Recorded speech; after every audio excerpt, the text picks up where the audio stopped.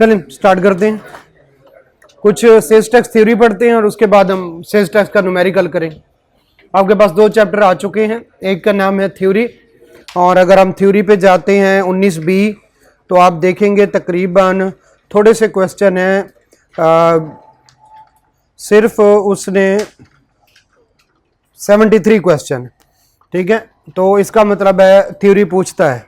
उसके बाद जब हम आते हैं न्यूमेरिकल पे तो न्यूमेरिकल भी थोड़े से हैं, और वो कोई देता है 28, 29, 30 कर ले, तो इसका मतलब है न्यूमेरिकल भी पूछता है और थ्योरी भी पूछता है। सेल्स टैक्स में किसी चीज़ की कोई माफ़ी नहीं है। आपके टेस्ट रीशेड्यूल किए गए हैं, इस वजह से किए गए हैं कि आप आराम से जो डेली का करते हैं वो डेली कर लें। सिलेबस कब ख़त्म होगा? इसी हफ्ते में, इसी हफ्ते के एंड पे इंशाल्लाह ख़त्म हो जाएगा, ठीक है। उसके बाद भी मैं अवेलेबल हूँ, टाइम लेके किसी टाइम भी आ सकते हैं, तो मैं अगला पूरा महीना आपके लिए अवेलेबल रहूँगा, ठीक है। चले हम स्टार्ट करते हैं। ये आपको अक्सर कंसर्न होते हैं कब सिलेबस ये चैप्टर पे चैप्टर दिए जा रहे हैं, पता नहीं कब ख़त्म होगा, तो पेपर के बाद भी पता नहीं होता है या नहीं होता। तो चलें हम स्टार्ट करते हैं। थोड़ा सा हम पढ़ लेते हैं अपना सेल्स टैक्स का, वो आपको बोर करने के बाद फिर हम थोड़ा सा जो है क्वेश्चन करेंगे। चलें आ जाए, ठीक है। डिफरेंस हमने पढ़ लिया था। आज हमने पढ़ा है कुछ कि अगर असेसमेंट टैक्स रिकवरी और कि किस तरह से वो हमसे रिकवरी करेंगे। एक और चीज़ जो हमने पढ़ी हुई है वो कुछ इस तरह से है कि अगर हम कमिश्नर की बात से सेटिस्फाइड नहीं हैं तो हम कमिश्नर अपील के पास जा सकते। जल्दी जल्दी पास कर लें, ये वाला पाथ जो है चेंज होंगे आने वालों के लिए। हम कमिश्नर अपील के पास जा सकते। बाज़ दफ़ा कमिश्नर अपील से भी हमें समझ ना आए तो पता नहीं appellate tribunal, inland revenue type कोई चीज़ होती है, उधर जाते।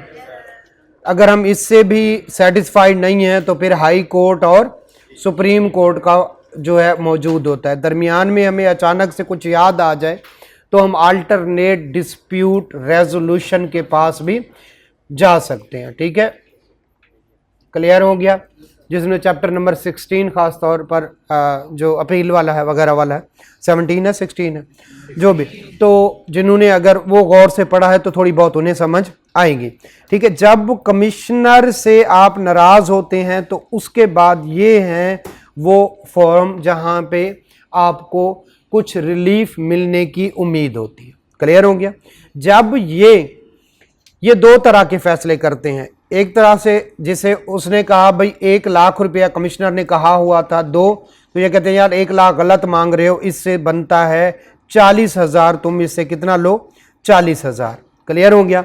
तो ये कमिश्नर अपने पुराने असेसमेंट को कहेगा वो ठीक नहीं है, नया ऑर्डर इशू करेगा, उसको कहते हैं अपील अफेक्ट ऑर्डर।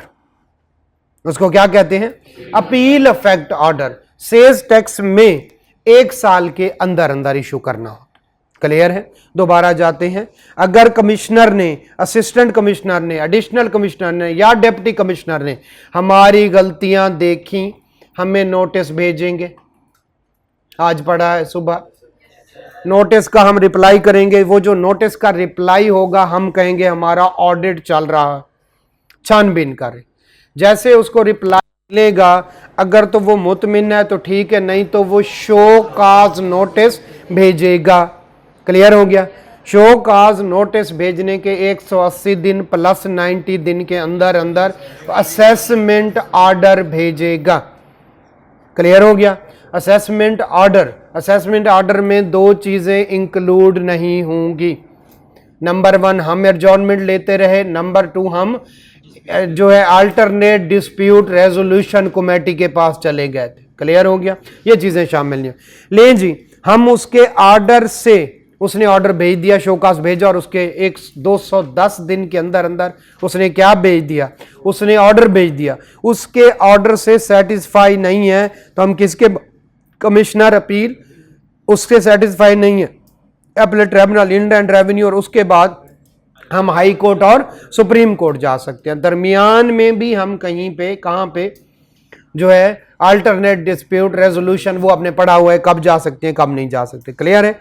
ये जो 3 फॉरम, अपील वाला, appellate tribunal in high court या सुप्रीम कोर्ट, इसको कहेंगे कि भाई अपने ऑर्डर को ठीक कर लो। वो जो ऑर्डर भेजेगा उसको कहेंगे अपील अफेक्ट ऑर्डर, क्लियर है। और वो कब भेजना है, 1 साल के अंदर अंदर उसने इशू करना है, जब उसको इन तीनों में से कोई हुक्म देगा कि अपने ऑर्डर को ठीक करो, वो 1 साल के अंदर अंदर अपना ऑर्डर क्या कर लेगा, ठीक कर लेगा। यानी उसको जो है लाख की बजाय अब कितने का ऑर्डर इशू करेगा, 40,000। यहां तक क्लियर है। बाज दफा ये उसको कहते हैं भाई तुम्हारी सारी प्रोसीडिंग खराब थी, नए सिरे से प्रोसीडिंग स्टार्ट करके नया वाला ऑर्डर इशू करो, पुराने वाला खत्म हो गया, कौन से वाला इशू करो, नए वाला, वो भी उसने 1 साल के अंदर अंदर इशू करना है। चले, हमें थोड़ी बहुत समझ आ गई, हम चलते हैं, हम पढ़ते हैं, जरा आइएगा। Assessment giving effect to an order, दरमियान वाला छोड़ दें, वापस आके पढ़ते हैं। शार्ट पेमेंट ये वाला छोड़ दें, हम चढ़ते हैं 11B पे। इसमें 2 पॉइंट हैं। 11B पे पहुंच गए। इसमें 2 पॉइंट हैं बेटा, जरा देखिएगा। Where an assessment order is to be issued, कब, to give affect any order made by commissioner appeal. Commissioner appeal ने कहा लाख की बजाय कितने का इशू करो, 40,000 का, क्लियर है। एपलेट ट्रिब्यूनल ने कहा लाख की बजाय कितने का इशू करो, 40 का। हाई कोर्ट या सुप्रीम कोर्ट ने कहा कि लाख की बजाय कितने का इशू करो, क्लियर हो गया, यहां तक ठीक है। अब जरा शेल इशू, दरमियान वाली बात छोड़ दें, मैं उस पर जरा क्रॉस लगा दूं। Shall issue an appeal effect order, ये पता नहीं क्या बला है। अब जो ऑर्डर उनके हुक्म पे इशू कर रहा है, जिन्होंने कहा है कितने का इशू करो, 40, अब ये जो 40,000 वाला इशू कर रहा है within 1 year from the end of the financial year in which वो ऑर्डर रिसीव, क्लियर है। तो अगर 26 मार्च को ऑर्डर आया सुप्रीम कोर्ट का कि भाई लाख की बजाय इस बंदे को कितने का ऑर्डर इशू करो, 40, फाइनेंशियल ईयर कब एंड होगा, 30 जून, साल कब मुकम्मल होगा, अगला 30 जून।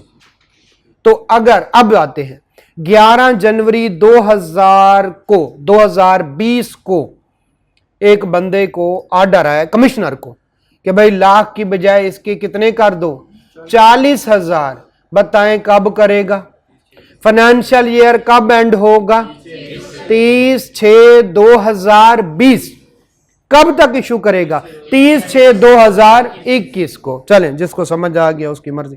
लें जी, वेयर अब because of the order of appellate tribunal, high court, supreme court, an assessment order is remanded, वापस चला गया, रिमांड बैक सुना होगा, एंड कमिश्नर और कमिश्नर अपील, बाज दफा कमिश्नर को भेजते हैं कि इसको ठीक करो, बाज दफा किसको भेजते हैं, कमिश्नर अपील को, कि तुमने गलत फैसला किया है। ये हम इनकम टैक्स में पढ़ चुके हैं। या ऑफिसर ऑफ इनलैंड रेवेन्यू, बाकी कोई भी जो है कमिश्नर ने ऑर्डर नहीं किया था, असिस्टेंट कमिश्नर ने किया था, एडिशनल कमिश्नर ने किया था, is directed to pass new order, तुमने सारा काम गलत कर दिया है, दोबारा से ठीक करो। Of the assessment they shall pass new assessment order within 1 year from the end of financial year in which appellate order is served. Clear हो गया, दोनों में बात एक ही लिखी हुई है,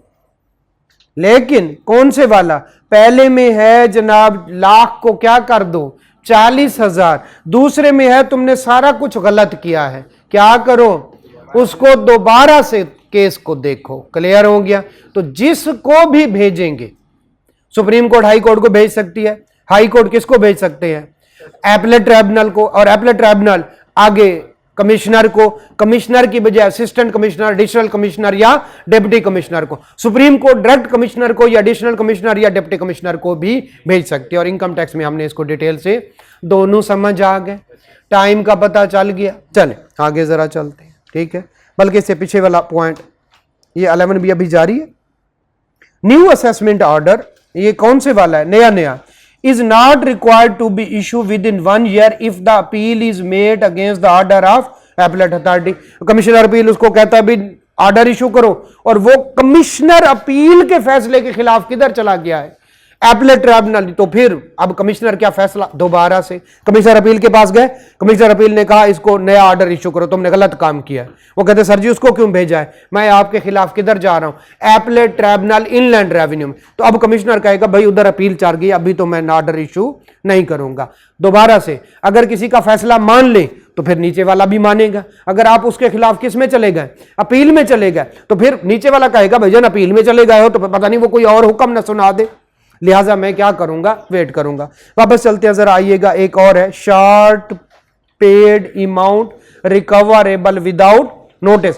आपने रिटर्न फाइल की, ये तब के लिए जब मैनुअल होती थी, अब तो ऐसे रिटर्न फाइल, आपने अपने रिटर्न पे लिखा 10 लाख, जमा करा दिया 8 लाख, तो आपने ज्यादा पैसे जमा करा दिए, कम पैसे जमा करा दिए। तो इस सूरत में आप जब खुद कह रहे हैं कि मेरी लायबिलिटी कितनी बनती है 10 लाख और जमा कितना करा रही है, क्या आपको कोई नोटिस भेजने की जरूरत है, या आगे आपसे कहें बाकी 2 लाख रुपए निकालो, ये वो वाला केस है।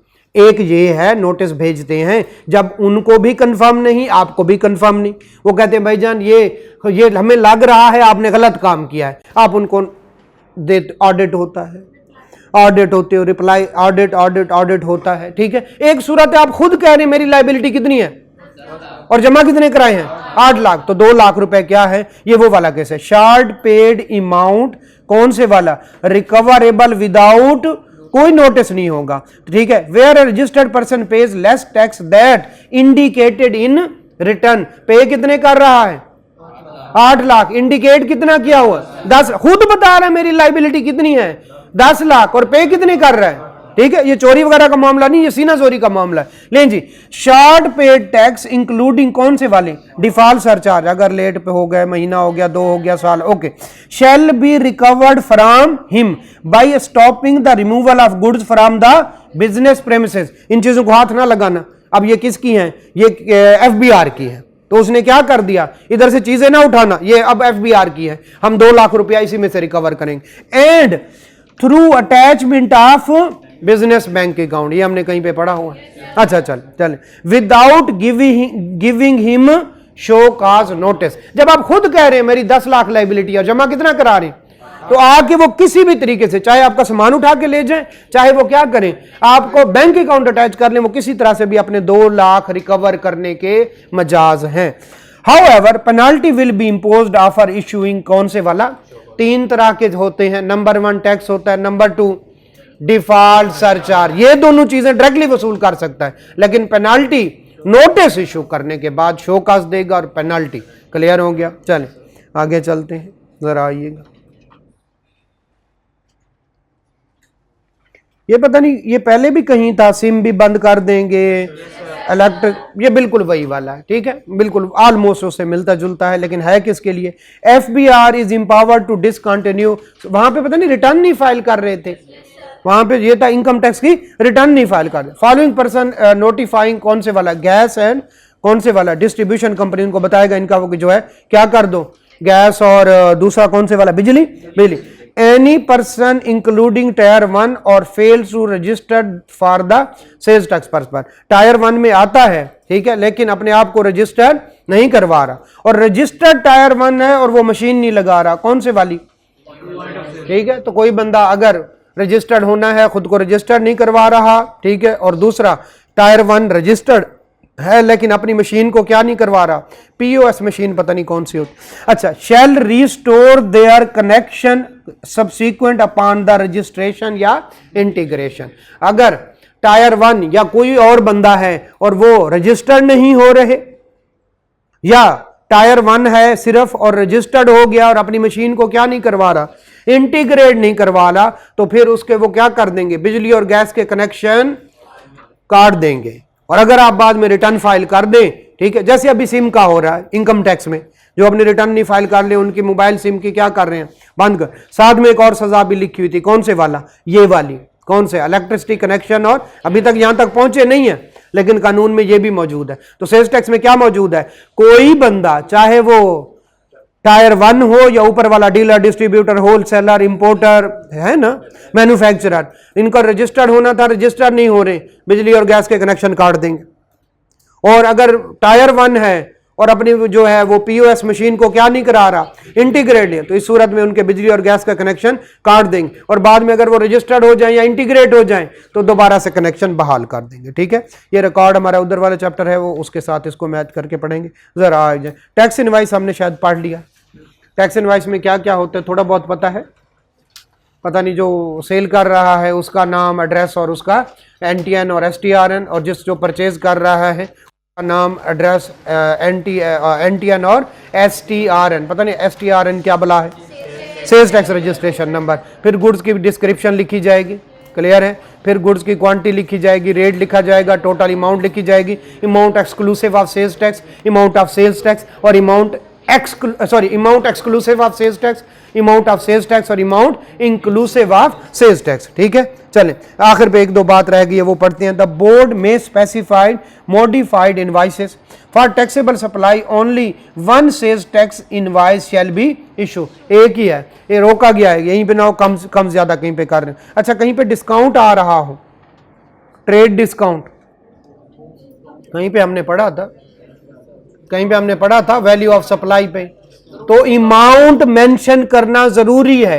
आपने 100 रुपए की चीज बेची, 20 रुपए दिया डिस्काउंट, कितने की बेची, आप टैक्स किस पे लेंगे, 80 रुपए। अगर आपने डिस्काउंट मेंशन नहीं किया फिर 100 पे लेंगे। और अगर नॉर्म्स ऑफ बिजनेस नहीं है, बाकी कोई डिस्काउंट नहीं देता, सिर्फ आप दिए जा रहे हैं, तो भी 100 रुपए पे लेंगे। ये वैल्यू ऑफ सप्लाई में हमने, अच्छा further it is subsequently proved that, ये हमने कहीं पे पढ़ा था, 100 लाख रुपए से ऊपर की इनवाइस हो तो एनटीएन या, और जो है बंदा इतना खूबसूरत नहीं होता जितनी फेसबुक पे तस्वीर लगाई होती है, और बंदा इतना बदसूरत भी नहीं होता जितनी आईडी कार्ड पे तस्वीर लगी होती।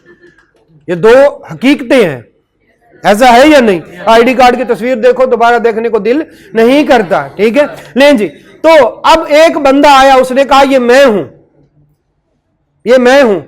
उसने कहा यार इतना भी बस, वैसे हो तो सही लेकिन इतने भी नहीं लगते जितने, वो भाई का आईडी कार्ड दे गया। भाइयों की शक्ल थोड़ी बहुत मिलती जुलती है ना, ट्विंस नहीं यार, वैसे भाइयों के मिले ट्विंस। अच्छा चले ट्विंस, ठीक है। तो ऐसी सूरत में क्या हमें जुर्माना होगा, लाख से ऊपर आईडी कार्ड तो लिया, आईडी कार्ड ही गलत निकला, नहीं होना चाहिए। क्यों? क्योंकि हम नादरा में तो नहीं लगे हुए, ये उस कंटेक्स्ट में है। जरा आइएगा, further it is subsequently proved, पता नहीं क्या लिखा, it is subsequently proved that CNAC provided by the was not, शायद अली दे गया, आईडी कार्ड आबेद अली का निकला। ठीक है, लाइबिलिटी ऑफ द टैक्स और penalty shall not arise against the seller in case sale made in good faith. Clear हो गया। तो ये उस कॉन्टेक्स्ट में है कि 1 लाख से ज्यादा की सेल करेंगे तो आपको क्या करना पड़ेगा, आपको CNAC या NTN लेना पड़ेगा, अदरवाइज आपको जो है वो पता नहीं कोई फाइन है या पता नहीं क्या क्या, इनपुट नॉट अलाउड था कुछ ऐसा। अच्छा, तो इस सूरत में जैसे मेरा एक दोस्त है, उसके अदनान रशीद साहब बन के उन्होंने फोन वो किया, मैसेज किया कि जनाब मुझे पैसों की जरूरत है, ठीक है, 10,000। अच्छा, मैंने उसे कहा कि यार उसे अकाउंट मंगवा लो, खुद ही पता चल जाएगा। अच्छा, वो बंदा था भी अदनान, उसने जो अकाउंट दिया वो भी अदनान का था, ठीक है। तो मैंने उसे कहा वीडियो कॉल करो, उसे कहो, फिर मुझे कहे मतलब अदनान साहब और जो है मेरे अदनान साहब के साथ उनकी सलाम दुआ है, मेरे साथ ज्यादा है, अदनान साहब उस टाइम अवेलेबल नहीं तो मेरे साथ रब्ता कर रहा है, अदनान साहब को पैसों की जरूरत पड़े। मैं क्या अदनान साहब को पैसों की कहाँ जरूरत पड़ गई है, ठीक है। तो उसे कहो वीडियो कॉल करे, वीडियो कॉल करने के बाद वो क्या होंगे। इसी तरह से अदनान जो है, अदनान का ही ID कार्ड दे जाए लेकिन वो अदनान ना हो तो फिर चले, समझ गए। तो ठीक है, एक नाम के दो बंदे भी हो सकते हैं, तो ऐसी सूरत में हम पे लाइबिलिटी नहीं हो। Only a registered person shall issue बहुत बड़ी बात बताइए, अनरजिस्टर्ड कहां से sales tax invoice. A registered person making taxable supply may issue invoices to other registered person electronically and to board as well as to commissioner. तो ये सारा काम पेपर की बजाय आजकल क्या हो रहा है, इलेक्ट्रॉनिकली, और आईरिस में भी इनवाइस आ जाती है। क्लियर है, चलें आगे चलते हैं।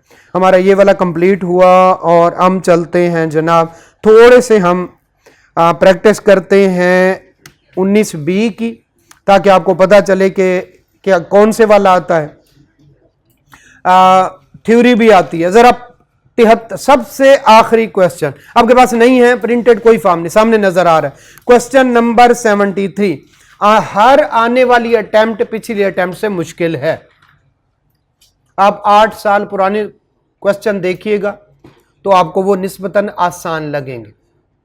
हम जब खुद से 8 साल पुराने देखते थे तो हमें वो वाले आसान लगते थे। तो हर दफा एग्जामिनर क्या कर रहा है, अपना पैंतरा बदल रहा है, पहले से डिफिकल्ट होता जा रहा है, ठीक है।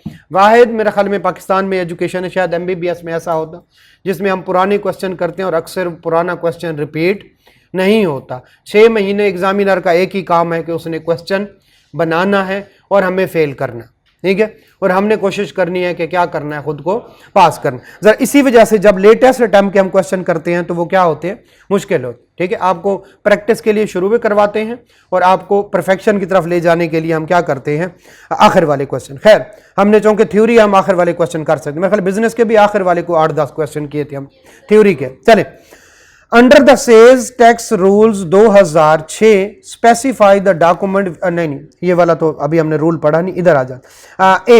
क्वेश्चन नंबर 73 इसका A, under the sales tax act and rules made there under briefly discuss the chargeability of the sales tax in case of retailer. Tier 1 पे 18% लगेगा, टायर 2 पे बिजली के बिलों पे अगर 20,000 से ज़्यादा बिल है तो, और 20,000 से कम है, और ये टायर 2 अदर देन टायर 1, उसको टायर 2 नहीं कहना, उसको अदर देन टायर 1 कहना है, और उसको ये टैक्स जो है टैक्स और एक्स्ट्रा टैक्स और फर्दर टैक्स के अलावा लगेगा। ये 5 लाइनें हैं और 5 नंबर हैं, इसलिए कहा थ्योरी याद करो। चले ऊपर चलते हैं, जरा आइएगा। आपका ओवरऑल आपने वैल्यू ऑफ सप्लाई पढ़ा है, चले जरा पता चल जाता है क्या कहता है। In the light of provision of sales tax act 1990 and rules made there under, ठीक है, अभी हमने रूल नहीं पढ़े, अगला चैप्टर है। Briefly explain as to the chargeability and adjustment of, कौन से वाला टैक्स लगेगा और क्या एडजस्टमेंट अवेलेबल होगी in respect of each of the following independent matters. इसका क्या मतलब है, एक पार्ट का दूसरे के साथ कोई ताल्लुक नहीं। चले जरा पढ़ते हैं, अब जरा पता लगेगा। Free provision of taxable goods to company CEO as per the terms of his,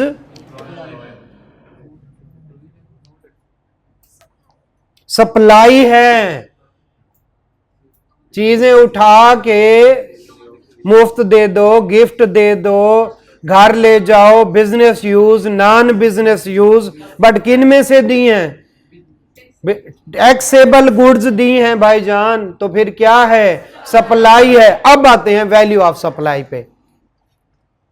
where no consideration received, where no consideration received, open market will be the value excluding sales tax, excluding sales tax।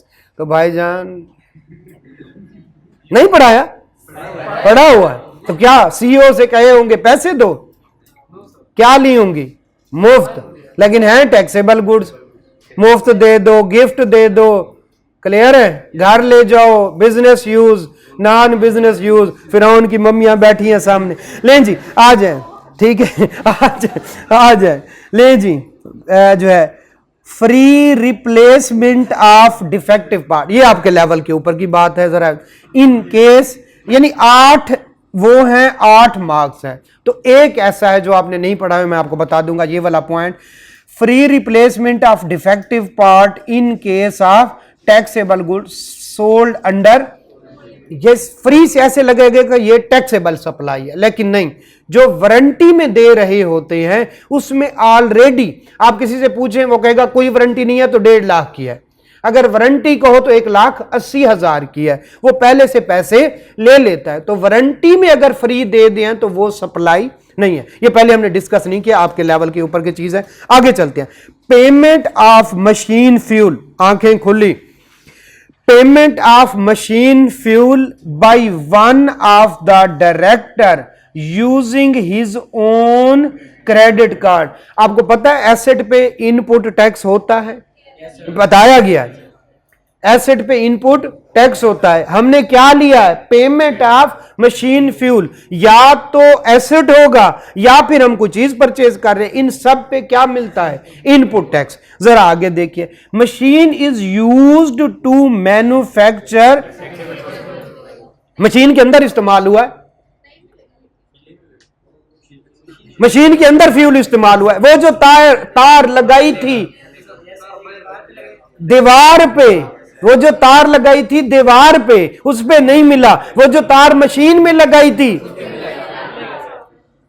मिलेगा। मुझे आपसे उम्मीद नहीं थी। Business के दूसरा point, उसने अपने क्रेडिट कार्ड के थ्रू पे एक और point, from business, from buyer business account to seller business bank account. इसी वजह से मैंने उसको जल्दी जल्दी पढ़ा है। ले जी दोबारा से आए, इसका तो इनपुट मिलेगा। पेमेंट ऑफ मशीन, और ये फ्यूल यूज हुआ है उस मशीन में जो मैन्युफैक्चरिंग करती है, इधर तो इनपुट मिलेगा। कहां नहीं मिलेगा? One of the director using own credit card. तो एक जगह कहीं और लिखा हुआ था कि नहीं पढ़ा, अच्छा अब याद आ रहा है, ठीक है। लड़ाई के बाद आने वाला मुक्का अपने मुंह पे मार देना। अच्छा हाँ, लड़ाई के बाद याद आने वाला मुक्का अपने मुंह पे मार देना चाहिए। ले जी आगे चलते हैं। अब तक मलिक सज्जाद 3 पॉइंट और आप 0, मुकाबला आज taxable goods sold in on installment to a customer, और उसमें मार्कअप भी शामिल। वैल्यू ऑफ सप्लाई में कहीं लिखा हुआ था, आपको शर्म नहीं आई कि एक दफा पढ़ लें? लिखा हुआ था ओपन मार्केट प्राइस, और इसमें मार्कअप शामिल नहीं होगा। तो वैल्यू ऑफ सप्लाई इंपॉर्टेंट है भाई। दोबारा से जाके मैंने 3 दिन उसको पढ़ाया है, ठीक है, 4 दिन हो गए हैं तो भूल जाना चाहिए। अच्छा चल, ले ये बताया था भाई कि उसमें इंटरेस्ट शामिल नहीं, बल्कि कौन पढ़े? वैल्यू ऑफ सप्लाई अभी खोले, इंस्टॉलमेंट बेसिस पे पढ़ा हुआ है। चलें लें जी, advance payment received against taxable good to be supplied to registered person in next month. Advance payment पे सप्लाई नहीं बनती, क्या लिखेंगे? सप्लाई बनेगी गुड्स डिलीवर या मेड अवेलेबल पे, लिहाजा ये सप्लाई नहीं है। क्लियर हो गया? चलें आगे जरा चलते हैं। Local supplies of goods manufactured by cottage industry की सेल्स जो है एग्जेम्प्ट फ्रॉम सेल्स टैक्स होती हैं। ठीक है, शुक्र है। थोड़ा अच्छा, material purchased for the construction of office building, cement ले आए, आगे बेच दी या दीवार पे लगा दी, इनपुट टैक्स। कहीं पे वो सेल पूछ रहा है, कहीं पे वो इनपुट पूछ रहा है, आपको उसके बात से पता लगना चाहिए कि वो क्या कहना चाह रहा है। ठीक है, चलें। Electronic cash register purchase for retail out, उसने कहा इसका इनपुट अलाउड होगा। बाकी पंखा लेके आए थे, जो है फर्नीचर लेके आए थे उन पे इनपुट नॉट अलाउड, ये स्पेसिफिकली लिखा हुआ था इलेक्ट्रॉनिक कैश रजिस्टर, हालांकि अकाउंट डिपार्टमेंट यूज करता है, फाइनेंस डिपार्टमेंट यूज करता है, फिर भी ये इन पे इस पे इनपुट, तो ठीक है इस पे कहेंगे इनपुट अलाउड। चले देखते हैं, आ जाए जरा क्वेश्चन 70।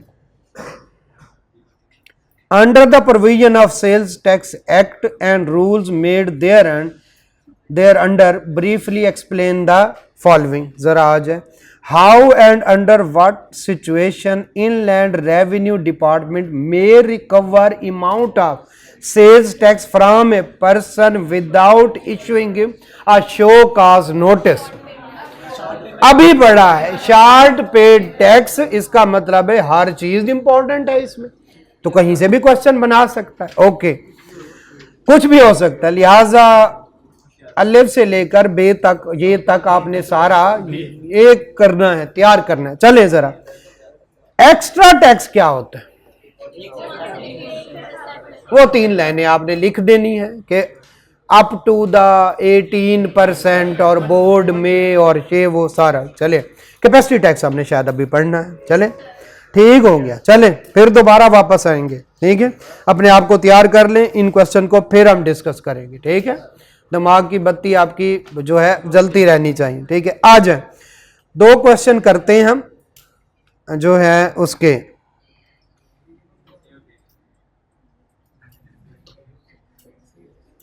सेल्स टैक्स के न्यूमेरिकल 2 करते हैं और फिर से हम थोड़ा सा एक टॉपिक पढ़ेंगे ताकि आप जो है वो हाँ वो भी दें या अच्छा चले चले ठीक है। अच्छा मतलब आगे ना पढ़ाऊं, वो कह रहा है एक टेस्ट है, आप कह रहे हैं मैंने अपना टेस्ट आगे कर दिया, भाई इतना ही कर सकता था ना। अच्छा अल्लाह दी कसम R1 के भी 100 नंबर है, इसके भी आपको किसी ने बताया? अच्छा सारे बंदे टैक्स में भी पास नहीं होते, कुछ R1 में खुदा न खासा फेल होते हैं, कुछ टैक्स में भी हो सकते हैं, तो दोनों किसी हद तक।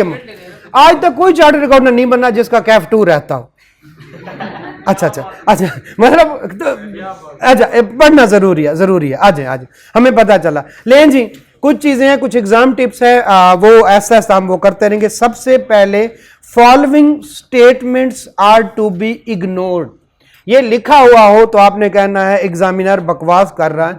Material purchase from unregistered suppliers was exclusively use for making taxable supply, आपने कहना ये लिखा हुआ ही नहीं, आपने इसका मतलब भी नहीं समझ। क्लियर है?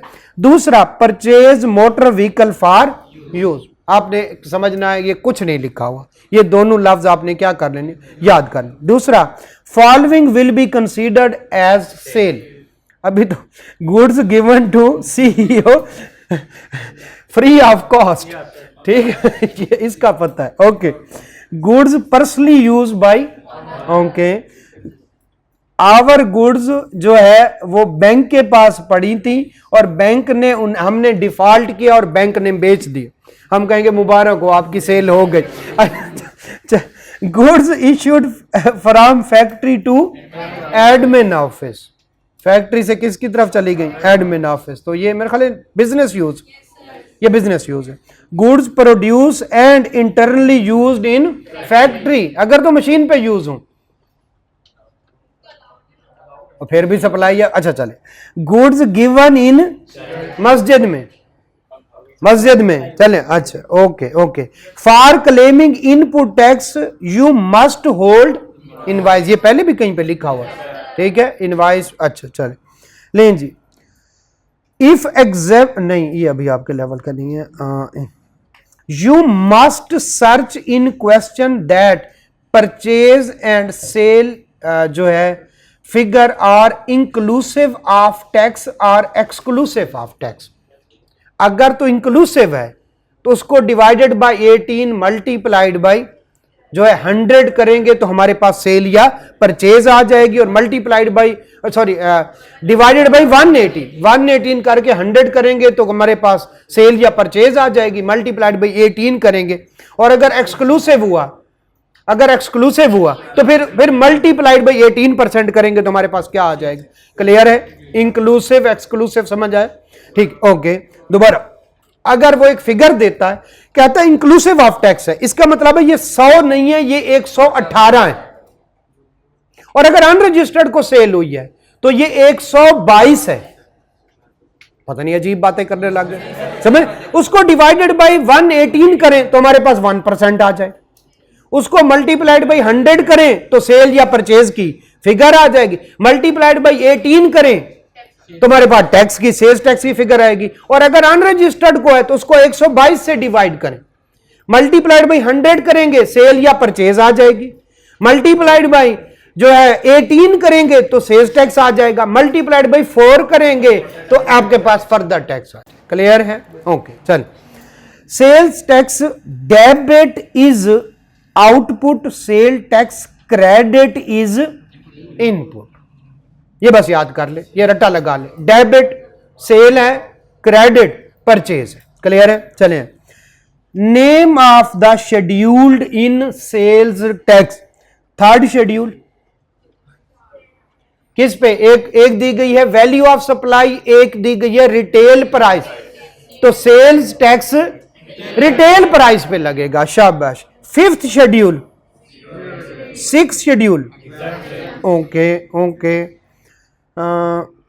चलें बस, ठीक है, स्टार्ट करते हैं। आज पहला न्यूमेरिकल, ठीक है। लें जी, पहला न्यूमेरिकल स्टार्ट करते हैं। जरा गौर से देखिएगा, बेस बनने वाली है, बिल्कुल बेसिक नेचर का।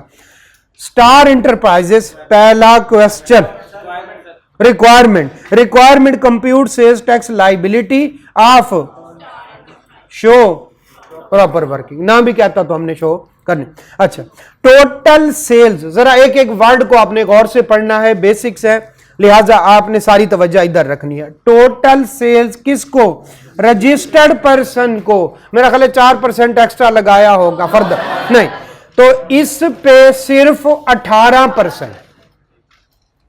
टोटल सेल्स अनरजिस्टर्ड पर्सन, 18 भी बेचारे को लगाया होगा और 4% इनपुट आउटपुट के साथ एडजस्ट हो जाएगा।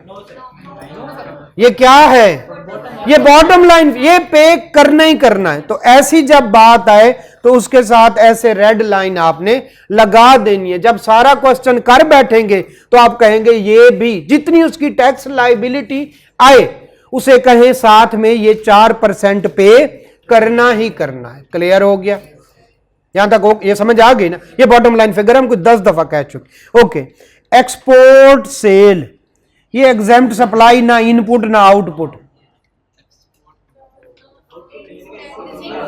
जीरो रेटेड है, आउटपुट नहीं होगा, इनपुट होगा लेकिन रिफंड होगा, किसी के साथ एडजस्ट नहीं होगा। क्लियर है? तो इसका मतलब है अब जो हमारा इनपुट आएगा उसके 2 हिस्से करेंगे। पोर्शन, जितना इनपुट आएगा एक नॉर्मल लाइबिलिटी के साथ एडजस्ट होगा, एक रिफंड होगा। अच्छा, चल आज एग्जेम्प्ट सप्लाईज, हॉस्पिटल को कर दी, एग्जेम्प्ट सप्लाईज हॉस्पिटल को कर दी। इसका मतलब है जो अब हमारा इनपुट होगा वो 3 इसमें डिवाइड होगा।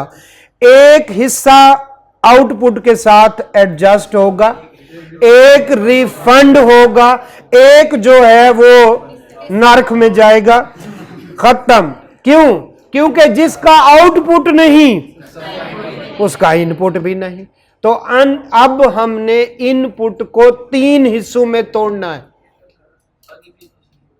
पढ़ लेते हैं, पहले इसको तो कर ले, तो पहले पढ़ के वाला दोबारा आदर है। अच्छा चल वापस आते हैं। लें जी, जितना इनपुट होगा अब उसके कितने हिस्से? 3 हिस्से। एक हिस्सा आउटपुट के साथ लड़ेगा, तो उधर भी पता नहीं कोई 90% वाला रोला होता। अच्छा, दूसरा रिफंड होगा, जितनी सेल एक्सपोर्ट है उतना हिस्सा रिफंड हो जाए। और जो आउटपुट नहीं तो तुसी साढ़े ਲਈ मर गया सी थोड़े ਲਈ, ठीक है। वो कहता है जो एग्जेम्प्ट सप्लाईज हैं वो क्या है? उतना कल हमने कहा था, मेरे ख्याल 300 रुपए थे, उसमें से 100 रुपए का हमने जाके इनपुट जो है वो जाया कर दिया था। नॉट अलाउड अगर आपने हॉस्पिटल को सेल कर दी। क्लियर है? तो इनपुट के 3 हिस्से होने हैं, याद रखिएगा। आगे चलते हैं। ग्रॉस परचेज फ्रॉम रजिस्टर, यकीनन इसने 18% लगा के भेजा होगा। रजिस्टर जो है तो उसने सेल्स टैक्स इनवाइस इशू की होगी ना, तो इस पे तो लगा 18%। नीचे आते हैं।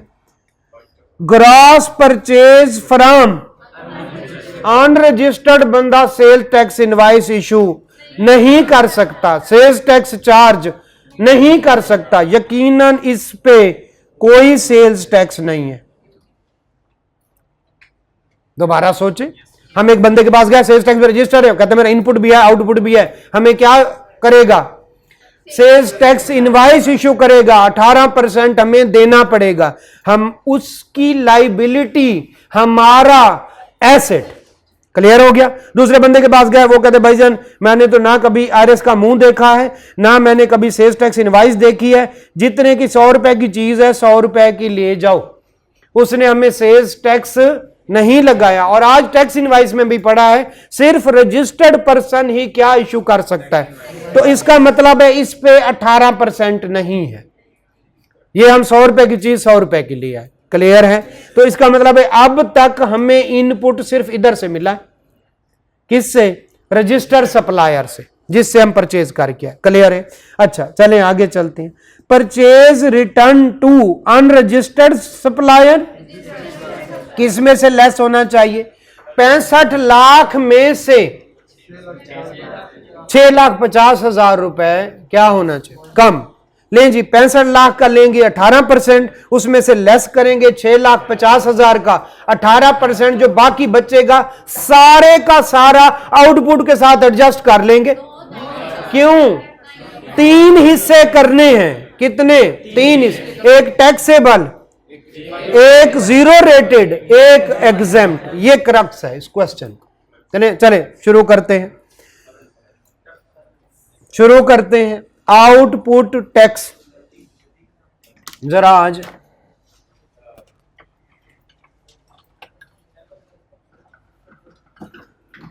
किस किस को हमने 18% लगाया है? अनरजिस्टर्ड को भी और रजिस्टर्ड को भी। बल्कि बेचारे अनरजिस्टर्ड को तो हमने 4, लेकिन उसका हमने कहीं जिक्र नहीं करना। वो कब जिक्र करना है? एंड पे बॉटम लाइन फिगर होगी। ठीक है? वो तो पे करना ही करना है। चले तो हम स्टार्ट करते हैं ना। जी बेटा पूछे। जी पूछे। किसका? कौन से वाला? ना उठाया करे ना। अच्छा अब उसने टैक्स लगा दिया। स्टार एंटर नहीं वो सही कह रहा है, लेकिन अभी उसका नोटिफिकेशन भी आ गया। अच्छा चले ठीक है चल ठीक है ठीक। नहीं हमारा सिलेबस से कोई ताल्लुक नहीं, इसी वजह से मैं अदरवाइज एक्सप्लेन कर देता। ठीक है यार, वो लगना है घरों पे। आप रहते हैं हॉस्टल में, ठीक है? पहले आप पे करते हैं। ठीक है? स्टार। ठीक है? Calculation of sales tax liability. TV देख रहे हैं, 10 ग्राम सोने की कीमत बढ़ गई, अब परेशान बैठे। तो तूने लेना है।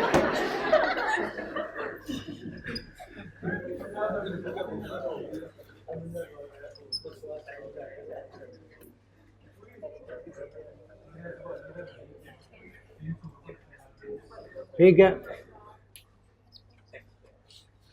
क्या नाम है? कौन सा मंथ है? टैक्स पीरियड कौन सा है?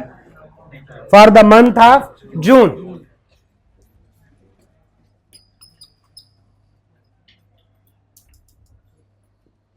लीजिए हमारा आउटपुट टैक्स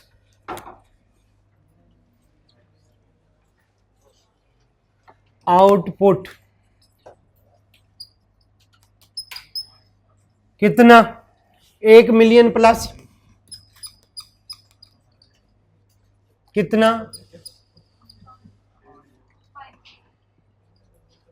बताइएगा। 1080 और अगर कोई आ रहा होता कि सेल रिटर्न भी है तो वो लेस कर देते। दोनों टैक्सेबल है ना। दोबारा से जरा देखिएगा, टोटल सेल 18% लगा होगा, टोटल सेल अनरजिस्टर्ड को 18% तो फिर भी लगा होगा ना, दोनों टैक्सेबल है। फिर हमने एक रेड लाइन यहां पे लगा दी, क्यों, किस वजह से? मेरी रेड लाइन किधर गई है?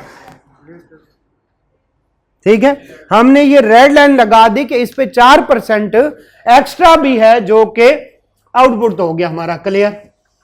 अब हम इनपुट को लेके जाते हैं, क्योंकि इसके साथ हमने एडजस्ट क्या करना है, इनपुट। लेकिन सारे का सारा या पता नहीं 90% ऑफ वो भी करना है, फिर पेएबल आएगा, लिहाजा हमने इस पन्ने को बख्श दिया। हम आगे जाके कौन सी करते हैं, वर्किंग वन। कौन से वाला? इनपुट। क्या करते हैं, इनपुट। ठीक है, अब इनपुट पे जरा आउटपुट समझ गए। इस पे भी 18%, इस पे भी 18%, ये तो ठीक है ना। तो 4% है, ठीक है, उसकी हमने लकीर लगा दी। अभी तो उसका टाइम नहीं आया ना, बाकी लाइबिलिटी निकलेगी तो उसके साथ हम क्या कर देंगे कि ये वाली बॉटम लाइन फिगर भी पे करनी ही करनी है। क्लियर हो गया। अब जरा हम इनपुट को ढूंढते हैं। लें जी, एक्सपोर्ट सेल हमें कहा, इस पे कोई लगता है 18%?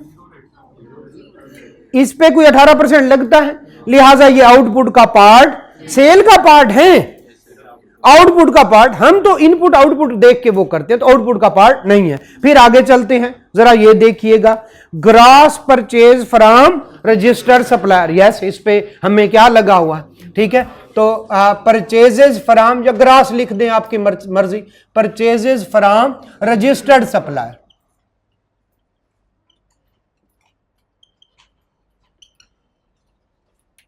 सप्लायर लिखा हुआ है, वर्ड क्या है एग्जैक्टली, सप्लायर। कितना, कितना? 65 लाख। 65 लाख मल्टीप्लाइड बाई 18%, कितना? 11,76,000, 77, 11,70,000। ओके, ये आ गया। अब बताएं, ये हो गया। अब ग्रास परचेजेस फ्रॉम, मैं उसको किसी और कलर से करने लगा हूं, ग्रास परचेजेस फ्रॉम अनरजिस्टर्ड। ये हमें क्या, ये हमें क्या 18% इसने लगाया होगा, तो हमने इसका क्या करना है, कुछ भी नहीं करना, क्योंकि इसमें तो 18% लगा ही नहीं। हमने तो इनपुट आउटपुट को देखना है। जैसे हमने एक्सपोर्ट पे कुछ नहीं किया, जैसे हमने एग्जाम सप्लाईज पे कुछ नहीं किया, ना इनपुट ना। ओके, लें जी, जरा आइएगा, परचेज रिटर्न टू कौन से वाला, रजिस्टर्ड सप्लायर। यस, इसका करना चाहिए। कौन से वाला, परचेज हमारी क्या हो गई, कम हो गई, तो हम क्या लिखेंगे, परचेज रिटर्न। देखिए, नोट करना, उसका टाइम मिल सकता है, समझने का टाइम नहीं मिलेगा। तो परचेज रिटर्न कौन से वाले, रजिस्टर्ड सप्लायर को। अगर अनरजिस्टर्ड करता तो हम इसको इग्नोर कर देते, क्योंकि उस पर हमने इनपुट लेना ही। लें जी, तो फिर कितना है, अच्छा, आई कैप इस तरह से करते हैं, हम इस तरह से भी कर सकते थे, 65 लाख माइनस 6,50,000 मल्टीप्लाई, वो भी ठीक होता, लेकिन मैं आई कैप के फॉर्मेट को फॉलो कर रहा हूं। मल्टीप्लाइड बाई 18%, कितना, 1,17,000, कितना बच गया, 105,300। क्लियर है। लें जी, जो इंफॉर्मेशन थी तो वो तो सारी हो गई। अब बताएं, मैं ये सारे का सारा 10,53,000 उठाता हूं और इधर आके एडजस्ट करता हूं?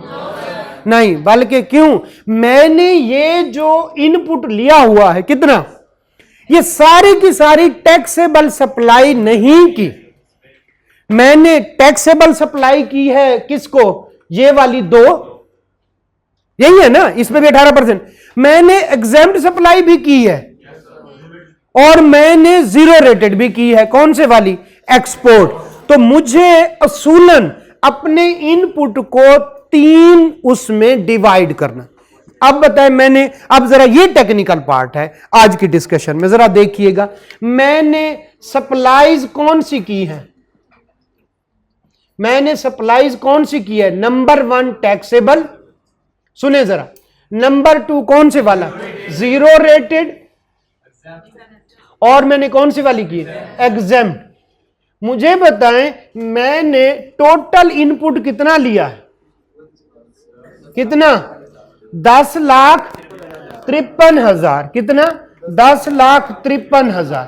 तो मैं 10,53,000 को सारे का सारा नहीं लेके जा सकता। अच्छा ये बताएं टैक्सेबल सप्लाईज कितनी है टोटल, 1 मिलियन है ये, हाँ 1 मिलियन और 5 मिलियन, टोटल कितनी हो गई 6 मिलियन। अच्छा मुझे ये बताएं कि जीरो रेटेड कितनी है, 2.5,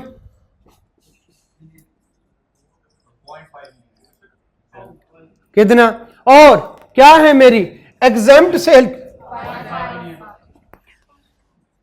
क्या मुझे इनपुट को इसके दरमियान अपॉर्शन करना चाहिए, जी करना चाहिए। टोटल सेल में 9 मिलियन, टोटल मेरी सेल, इसका मतलब है मैंने जो परचेजेज ली किससे, जिन पे मुझे टैक्स पड़ा कितना 18%, उससे मैंने क्या बनाई, चीजें बनाई और कितने पे बेची 18% पे।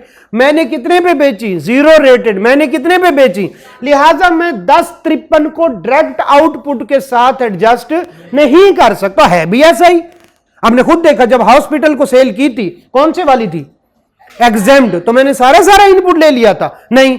अब बताएं मैं कैसे करूं इस 10,53,000 को, तो मैं करूंगा जब ये निकालना, मैं करूंगा, मैं इसको कहता हूं ए, इसको क्या कहता हूं बी। अब जरा देखिएगा, मैं करूंगा ए कितना 10,53,000 डिवाइडेड बाय 9 मिलियन, और जब मैं इसका वो निकालने लगूंगा तो कितना मल्टीप्लाइड बाय 6 मिलियन। कोई किसी को ये बात समझ ना आई हो भाई, ये डिवाइडेड बाय ये मल्टीप्लाइड बाय ये, फिर क्या करूंगा 10 ये मैं ले जाऊंगा यहां पे, फिर मैं क्या करूंगा, मैं इसको ए कह देता हूं, इसको क्या कह देता हूं B, A divided by B multiplied by 25 lakh, फिर क्या करूंगा A divided by B multiplied by कितना 5 लाख। किसी को ये वाली बात समझना है भाई, जब इसको इस पे डिवाइड करना है तो इसको divided by total multiplied by 6 million, ये divided by total multiplied by ये वाली बात किसी को समझ ना आई, क्लियर है? तो अब खुद बताएं क्या आंसर आता है, 7,000,000 292500 58500। इसको टोटल करेंगे तो एग्जैक्टली यही निकलेगा आपके क्वेश्चन के ठीक होने की अलामत। दोबारा से मेरे पास 10,53,000 है, मैं इसको टैक्सेबल, जीरो रेटेड और एग्जेम्प्ट में क्या करूंगा, अपॉर्शनमेंट करूंगा। इसको कहते हैं अपॉर्शनमेंट ऑफ इनपुट टैक्स। ये क्या है इनपुट टैक्स, ये क्या है apportionment of input tax. Clear हो गया? अब मैं 10,53 सारा ले गया तो फिर इसका मतलब है मैंने उसको टैक्सेबल सप्लाई के साथ एडजस्ट कर लिया, हालांकि मैंने एग्जेम्प्ट भी की है, मैंने जीरो रेटेड। तो फिर 10,53 को उसके रेलिवेंट उसमें डिवाइड करो, 10,53 डिवाइडेड बाय यानी सारे का सारा इनपुट डिवाइडेड बाय सारे का सारा output multiplied by relevant, multiplied by relevant, multiplied by relevant. अब मुझे बता इनके बारे में फैसला करने दे, टैक्सेबल ये आउटपुट के साथ एडजस्ट होगा, लेकिन मैं 90% देख के सारे का सारा एडजस्ट नहीं है था ना, वो भी कौन ओके। ये जो है मुझे क्या मिलेगा रिफंड, क्लियर हो गया? और ये मेरा क्या हो जाएगा ज़ाय हो जाएगा। क्यों? जब मैं आउटपुट नहीं देता, गवर्नमेंट कहती है उतना प्रोपोर्शनेट बेसिस पे इनपुट भी ज़ाय हो जाएगा, डिसअलाउ हो जाएगा। ये हमने पढ़ा था इनपुट नॉट अलाउड। क्लियर हो गया? अब इसके साथ मैं लगा देता हूं कोई रेड कलर की लकीर, ताकि एंड पे इसको मैं क्या लिखूं कि भाई रिफंड, रे मैं रिफंड है। बाकी क्वेश्चन करने की कोशिश करता हूं। जी कोई क्वेश्चन है तो करें, नहीं तो फिर आगे चलते। जी जी, किसी को अगर कोई कंफ्यूजन हो रही है? ओके है, आगे चले चले। चुप है, हाँ ना सुन लें जी। तो मैं इसको कह देता हूं, इसके साथ मैं रेड लकीर लगाता हूं कि ये मैं इसको एंड पे मेरे काम आएगा, कहीं भूल ना जाऊं। ये मैं कहता हूं भाई तू मेरे लिए मर गया, मैं तेरे लिए। ये वाला है जो मेरा किसके साथ एडजस्ट होगा, बट लोअर ऑफ एक्चुअल अब ये बन जाएगा एक्चुअल और 90%। तो ये स्टेप बाय स्टेप है बस। तो मैं करता हूं लेस, मैं क्या करता हूं लेस कौन से वाला, लोअर ऑफ, ये हमने कहीं पे पढ़ा था, लोअर ऑफ एक्चुअल। एक्चुअल कितना है 70200 या 90% ऑफ आउटपुट, वो कितना बनता है, चाहे वर्किंग कर ले 10 80 000 मल्टीप्लाइड बाई 90%, कितना 97200। इसमें से कौन सा लोअर है, 70200 लेस किया बैलेंस पेएबल। समझ आ गई? ये मेरा पेएबल है। मैं कहता हूं इनपुट तो दो, वो कहता है इनपुट की पहले अपॉर्चनमेंट तो करो। सारे का सारा तुम्हें कैसे इनपुट दे दूं? तुमने इसी इनपुट में से चीजें बना के क्या बेची हैं, जीरो रेटेड भी बेची हैं, इसी इनपुट को यूज करते हुए एग्जाम्प्ट चीजें भी बेची हैं। सारी की सारी मैं तुम्हें आउटपुट दे दूं, मुझे जो भाई जिसका आउटपुट दोगे उसका क्या करोगे, इन। हाँ एक मैं तुम्हें रियायत करता हूं, एक्सपोर्ट करो, चाहे तुम सेल्स टैक्स चार्ज नहीं करते, मैं तुम्हें उतना क्या दे दूंगा, रिफंड। लेकिन जो मुल्क के अंदर एग्जाम्प्ट सेल करोगे उसका ना इनपुट ना आउटपुट, मुझे कुछ नहीं दोगे तो मैं समझूंगा तुम ही एंड कंज्यूमर हो, तो तुम्हारा उतना इनपुट क्या हो जाएगा, जाया हो जाएगा। जी कितना बैलेंस पेएबल, कितना, ये जब ये कहता है पे करो, हम कहते हैं एक और हमारी लाइबिलिटी भी है, बॉटम लाइन फिगर, वो कौन से वाला, फर्दर टैक्स। कितना फर्दर टैक्स, किस पे, सब पे, दोनों पे, किस पे, अनरजिस्टर्ड पर्सन पे, कितना 5 मिलियन पे, 5 मिलियन पे पूरा 18%, 4%, शाबाश 2 लाख। तो कितना बन गया, 5,78,000 रुपया पे कर देगा, और गवर्नमेंट उसको एक अलग खाता बन चुका होगा जो उसको क्या दे देगी, रिफंड। कितना, ये अलहदा पे करना पड़ेगा और रिफंड अलहदा से क्लेम करें, पता नहीं 45 दिन के अंदर, पता नहीं कितने दिन के अंदर 45 days from the filing of, जो है वो कोई स्टेटमेंट फाइल करनी पड़ती है, रिटर्न फाइल करनी पड़ती है, हमें रिफंड चाहिए तो गवर्नमेंट कितना 292,500, ये अलहदा। तो ये पेमेंट अलहदा, ये वाली पेमेंट अलहदा, ये रिफंड मिल जाएगा। ये हम क्या कर लेंगे, हम कहेंगे टैक्स लाइबिलिटी या टैक्स पेएबल। क्लियर है? मिलता जुलता ही क्वेश्चन है, थोड़ी सी अमेंडमेंट के साथ। नेक्स्ट नोट करना है कर ले, नहीं करना तो भाड़ में जाए।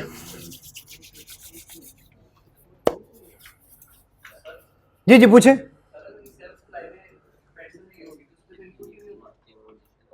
देखिए जब इनपुट नहीं होगा, ना इनपुट ना आउटपुट, बात ही खत्म। कौन से, नहीं नहीं नहीं इनपुट में नहीं है ना, ना आउटपुट में है, वो तो उसको तो साइड पे कर दो ना, वो तो किसी खाते में नहीं है ना। ये है इनपुट से वो चीजें बनाई है, ये क्या है, इनपुट से वो चीजें बने। आगे वो क्वेश्चन आएगा तो चले वहां पे देख लेंगे, थोड़ा सा एक कंसेप्ट है लेकिन मैं रोक रहा हूं, एक दो कंसेप्ट उसमें है। जी बेटा,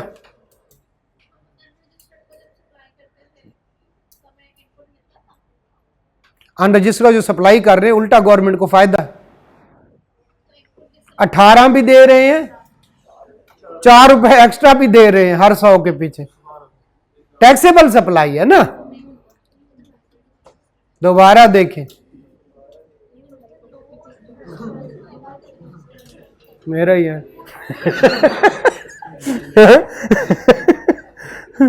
चले यार, कुछ ना कुछ तो फॉलो करना ही करना। क्या हुआ यार, इतना इतना मजेदार क्वेश्चन। आप अगला क्वेश्चन खुद करेंगे, करना तो मुझे ही पड़ेगा लेकिन साथ साथ करवाएंगे, जरा देखिएगा, ठीक है। चले, नहीं आखिरी बस 10 मिनट में ये क्वेश्चन हो जाने, सिर्फ 10 मिनट और, ठीक है, ठीक है। चले, नहीं जी कल भी करेंगे, कल अब जी, नहीं जी। Following information extracted from the record of Rainbow, जो है वो रेनबो एंटरप्राइजेस। ओके, पिछली कौन सी वाली थी? अगली बोगैम्बो नहीं, रेनबो। इंफॉर्मेशन कौन से वाली? Month of July 2005। तो आपने क्या लिखना है? टैक्स पीरियड क्या लिखना है? जुलाई नहीं, 2005। अब ईयर है, फिर उसमें सिर्फ जून था, इसमें पूरी उसने बात लिखी तो पूरी बात। चले जरा, बस आपस में बातें नहीं, आपस में बातें जी। तो ये जुलाई जो है ये 2005 में नहीं होगा तो किधर होगा बेटा? कुछ साल भी तो बताना है ना, 2006 में भी होगा, 2007 में भी, वो पता नहीं घूमता रहे बेचारा, पता नहीं कौन सा साल। नहीं नहीं, जुलाई 2005, ठीक है, क्योंकि 6 का भी होगा और 4 का भी होगा, वो दोनों लड़ पड़ेंगे, लिहाजा उसने खुद ही बता दिया है कि जुलाई 2005। Okay, supplies to registered person 18% लगा होगा। ओके, हमारा एसेट या लाइबिलिटी? या अल्लाह, या तो इनको उठा ले, नहीं बल्कि मेरी तो अगली क्लास है, बस इनको ही उठा ले। अच्छा, supplies to unregistered person, asset या लाइबिलिटी? एक और इसमें मसला है, 4% अनरजिस्टर्ड है ना, तो जब तक कह न दे हमने 4% बॉटम लाइन फिगर है, लिहाजा हम इसके साथ एक रेड लाइन लगा देंगे कि एंड पे काम आएगी। चले आगे चलते हैं जरा। एक्सपोर्ट सप्लाईज जीरो रेटेड है, zero rated. Purchase from registered supplier हमारा एसेट है, ठीक है, लेकिन मुसीबत यह है कि हम उससे टैक्सेबल सप्लाई भी कर बैठे हैं, और कौन से वाली? अब तक की इंफॉर्मेशन के मुताबिक जीरो रेटेड भी कर बैठे हैं, तो हमें अपॉर्शनमेंट करनी पड़ेगी, सारे का सारा नहीं मिलने वाला, सारे का जी। अच्छा, सिर्फ अब बस आते हैं, ये क्वेश्चन स्टार्ट हो गया, इसको कहीं बनने लगा ले। चले जरा, वो जिनसे रोकता है उधर नहीं करनी, जिनसे रोकता है ग्रैनुलर खाद, तेजाब, इस तरह के धमाका खेज मवाद, वो अच्छा चले बस ठीक है, क्लियर हुआ। आगे चलते हैं। हर अनरजिस्टर्ड को नहीं, बल्कि कुछ अनरजिस्टर्ड को उसने कहा था सेल नहीं करनी, और उसमें मैंने सिगरेट के फिल्टर की एग्जांपल दी थी, कुछ ग्रेन्यूल्स की एग्जांपल दी, नहीं सिगरेट के फिल्टर, जहाज की नहीं, सिगरेट के फिल्टर की एग्जांपल, और साथ में धमाका खेज मवाद की दी थी, वो किसी अनरजिस्टर्ड को। ओके, चले आगे चलते हैं। क्वेश्चन ठीक है आपका, ठीक है। Okay, purchase from registered supplier, purchase from unregistered supplier, नहीं इसको तो हम इग्नोर कर देंगे, ठीक है। सेल ऑफ एग्जेम्प्ट गुड्स, ये ओ यार, सेल ऑफ एग्जेम्प्ट गुड, तो हमारा इनपुट अब 3 जगह धक्के खाएगा, टैक्सेबल, एक्सपोर्ट यानी जीरो रेटेड, और एग्जेम्प्ट गुड्स, ठीक है। नीचे जरा पढ़ते हैं, और आपका टेस्ट है, जरा देखिएगा। एग्जामिनेशन ऑफ क्रेडिटर लेजर बताता है लाख रुपए का कोई सामान लिया था, ठीक है।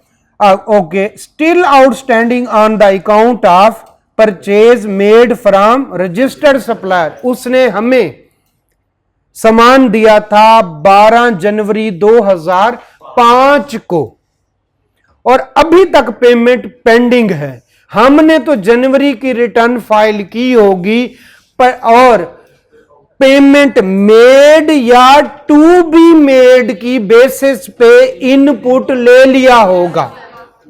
कितने दिन तक या कितने महीनों तक पेमेंट करनी है? फंस गए ना। और इनपुट क्लेम करने के लिए 6 महीने है, पेमेंट करने के लिए एक, मैंने कहा 100 दफा कहा, फिर उसी जाल में फंस गए।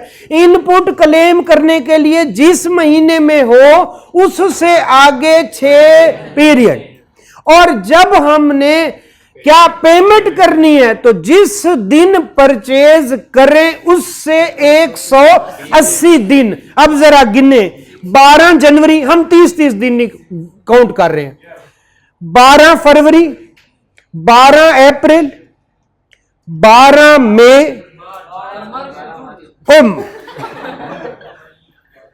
दोबारा से मुझे भी बुला दिया, खुद गिनो कौन से महीने में है। फरवरी, मार्च, अप्रैल, मई, जून, जुलाई, 12 जुलाई, ये ठीक है। 12 जुलाई तक पेमेंट नहीं की। अब हम कौन से वाली रिटर्न फाइल कर रहे हैं, जुलाई वाली। इस पीरियड की जब आप रिटर्न फाइल करेंगे तो ₹1,00,000 से इनपुट क्या हो जाएगा, कम हो जाएगा। ₹1,00,000 है या ₹1,00,000 इनपुट टैक्स है। परचेज 1,00,000 की है तो 18% कम करेंगे, और अगर इनपुट पूरे का पूरा लिया हो तो सारे जरा समझें, ₹1,00,000 की परचेज है तो इनपुट कितना डिसअलाउ होगा, मल्टीप्लाइड बाई 18%। और अगर कहता है एक परचेज थी जिस पे इनपुट हमने क्लेम किया था ₹1,00,000 का, तो उस सूरत में पूरे का पूरा ₹1,00,000 डिसअलाउ होगा। अब जरा दोबारा से क्लियर हुआ। तो 180 कौन से पीरियड में फॉल किया, जिसकी हम रिटर्न फाइल कर रहे हैं, तो हम निकालेंगे इस पे अपना इनपुट किससे, परचेजेस फ्रॉम रजिस्टर्ड पे 18% लगा के, और फिर लेस कर देंगे 1,00,000 पे 18%।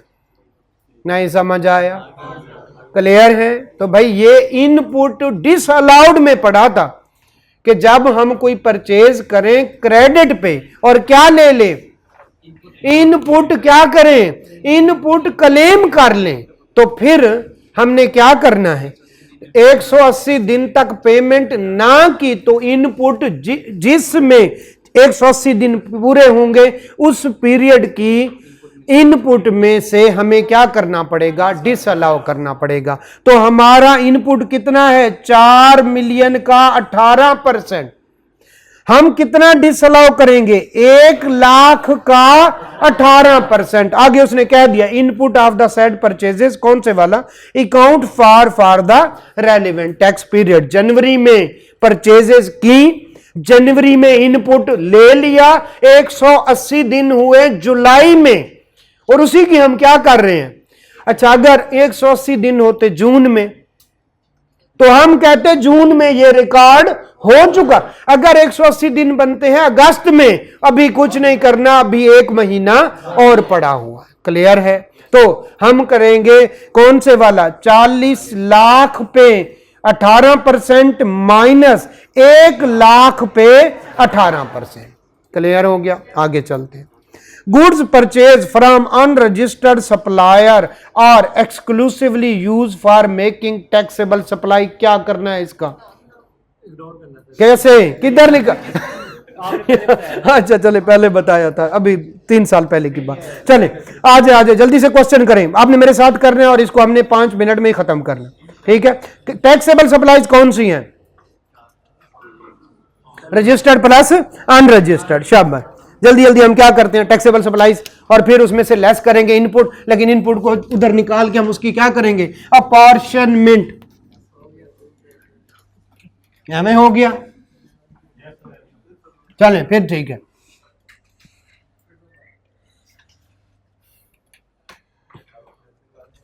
जरा आज लें जी, आउटपुट टैक्स नहीं वैसे देख लेते हैं ना, 5 मिलियन प्लस 15 लाख, बिल्कुल सेम क्वेश्चन है, लिहाजा आपकी भी स्पीड होनी चाहिए। मल्टीप्लाइड बाई 18% कितना आया, 11,70,000 आउटपुट हो गया, जान छूट गई। आगे चले। अब क्या आता है, इनपुट। इनपुट कौन से वाला है, परचेज, लेकिन इसके साथ एक लकीर लगी हुई है, और वो कौन से वाली है, ये वाली। ठीक है। तो हम कहेंगे भाईजान कि इनपुट किस पे, 4 मिलियन पे माइनस 1,00,000 पे इनपुट, ऐसा ही है। तो हम चलते हैं इधर, हमारा कितना, 4 मिलियन पे। ठीक है। 4 मिलियन का 18% लें, 7,20,000 लेस कौन से वाला, input disallowed simple. Input disallowed कितना 1 लाख और उसका 18% कितना 18,000 लेस हो गया 7,02,000 ऐसे ही लें जी 7,02,000 सारे का सारा ले जाएं इधर नहीं उसकी क्या करें अपॉर्शनमेंट। जब हम अपॉर्शनमेंट करते हैं तो कुछ हमारे पास टैक्सेबल हैं कुछ हमारे पास क्या है कुछ हमारे पास जीरो रेटेड हैं और कुछ हमारे पास क्या है लें जी टैक्सेबल लिखवाएं कितना 65 लाख। कोई रिटर्न तो नहीं है अगर रिटर्न होगी तो क्या कर लेंगे पहले लेस कर लेंगे लें जी जीरो रेटेड लिखवाएं कितनी 3 मिलियन सारे इस पे सहमत हैं ओके लें जी एग्जेम्प्ट 1 मिलियन टोटल 10,50,000 या जो कितना ये ऐसे बस ठीक है। अब बताएं क्या करना है 7,02,000 डिवाइडेड बाय ठीक है 10.5 मिलियन ठीक है मल्टीप्लाइड बाय 6.5 मिलियन क्या आंसर मैंने कहा मेरे साथ साथ करना है आप पता नहीं कहां रह गए कितना 571 शाबाश। और नेक्स्ट 2 अच्छा इसका क्या करना है इधर लेके जाना इसका क्या कितना 2,571 इसका क्या करना है रिफंड लिहाजा मैं इसके साथ को रेड की लकीर लगा दूंगा कि बाद में काम आएगा ना ठीक है। ये रिफंड क्लियर हो गया और ये निकाल लो वैसे इसका फायदा तो कोई नहीं कितना 667 और ये क्या हो जाएगा ये 5.5 मार गया 6.5 से चले लें जी 4,34,571 ऐसा ही है लें जी यहां पे ले आए सारे का सारा इसमें से लेस कर दें लेस लोअर ऑफ एक्चुअल कितना है 4,357 ठीक है और 90% ऑफ आउटपुट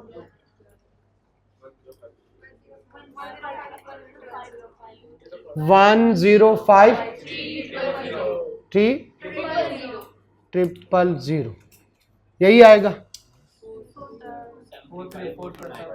लेस किया कितनी लाइबिलिटी कितना 7,4,7,3,29 ओके 29 क्लियर हो गया 29 ओके है सारे का सारा पे कर दे बस यही पे कर दे फर्दर टैक्स बस जब यहां तक पहुंचे ना फिर रेड लाइन तराश कर ये कौन से वाला इसका 15 लाख का 4% फर्दर टैक्स इसके साथ क्या लिखना है इधर क्या लिखना है ये ऐसा हमारी चीजें ठीक होती जाएंगी further tax 15 lakh multiplied by 4% 60,000 ये भी पे करना है तो टोटल कितना पे करना 795,429 क्लियर हो गया बस इतना ही काफी है ऐसा ही है ओ भाई ये वाला रेड ठीक है तो ये कौन से वाला रिफंड नहीं जी रिफंड कितना है 2,00571 क्लियर है तो ये तरतीब याद रखें इसी लिहाज से क्या होता जाएगा मुश्किल होता जाएगा आहिस्ता आहिस्ता